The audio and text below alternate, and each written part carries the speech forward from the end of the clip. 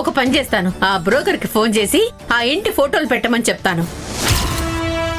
అవి మనందరం చూశాక అప్పుడొక నిర్ణయం తీసుకుందాం. ఫోటోలు ఎందుకమ్మా? వీరైనప్పుడు మనమే డైరెక్ట్ గా వెళ్దాం. ఏంట్రా ఫోటో అనగానే అంత భయపడుతున్నావు? ఏమైంది? అదేం లేదక్క, అంటే పెళ్లి చూపులకు ముందు అమ్మాయిని కొనే ముందు ఇంటిని ఫోటోలో చూడకూడదు అంటారు కదా, అందుకని. అంటే ఒకసారి వీలు కుదిరినప్పుడు మనందరం వెళ్ళి డైరెక్ట్ గా చూస్తే బెటర్. ఎందుకంటే వాళ్ళు బాగున్నట్టుగా చూపించొచ్చు, లేకపోతే వేరే ఇంటి ఫోటోలు ఇవ్వచ్చు, మనకు తెలియదు కదా. డైరెక్ట్ గా చూసి ఫిక్స్ చేద్దాం.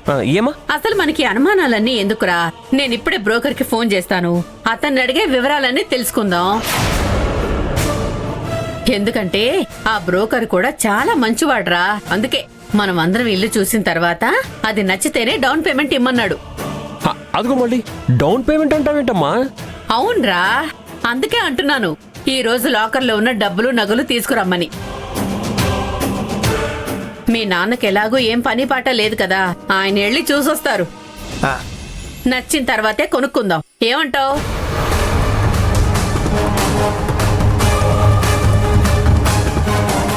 హరి, చెప్పింది అర్థమైంది కదా?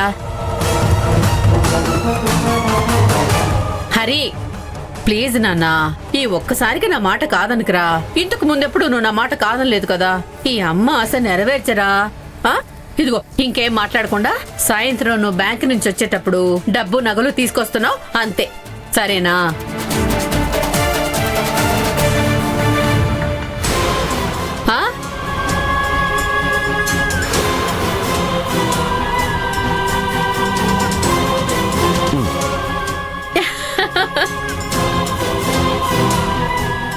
నా బంగారు కొండ.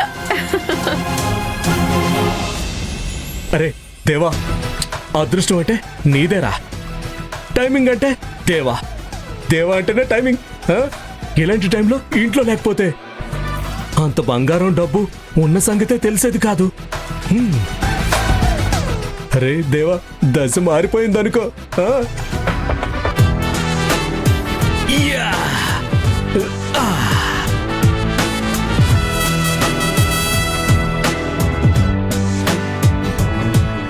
మన ప్లాన్లో భాగంగా ఎలాగైనా త్రిపురను ఒప్పించామంటే ఆ నగలు కొట్టేయడం పెద్ద కష్టమే కాదు. జీవితాంతం బిందాస్గా బతికేయచ్చు.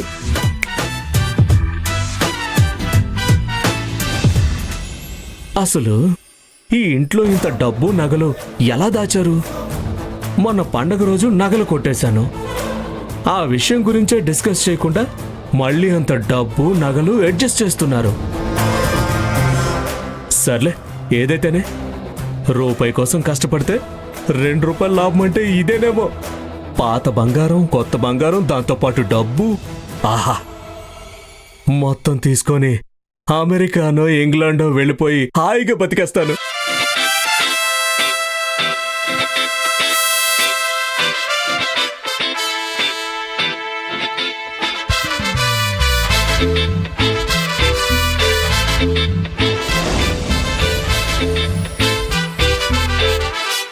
Got the man with the plan right here.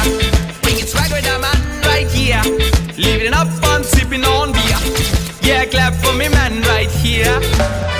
Hey, no matter what.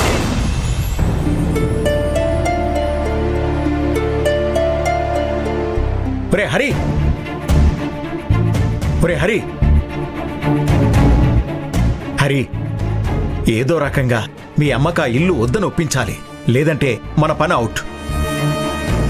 ఎందుకంటే లక్ష్ముండ ఏరియాలోనే ఆ ఇల్లు కూడా ఉందంట. అక్కడి దాకా వెళ్ళిన మీ అమ్మ లక్ష్మి ఇంటికి వెళ్లకుండా ఆగదు.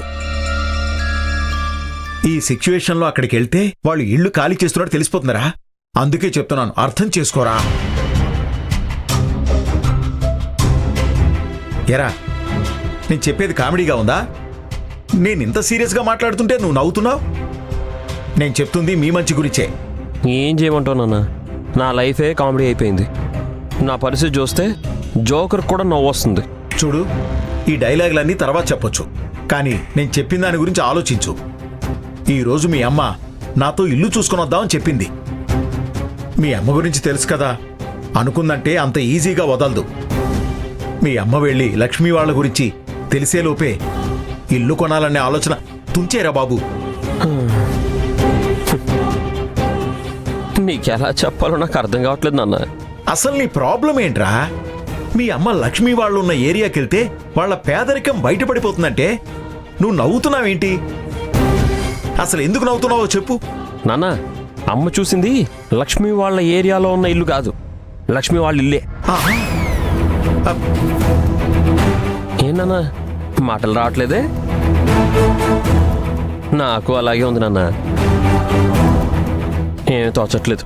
నేనైతే ఆ దేవుడి మీద భారం వేసి ఏం జరగాలని ఉంటే అది జరుగుతుంది అనుకుంటున్నా. మీరు ఎక్కువ వరి అవ్వకండి నాన్న.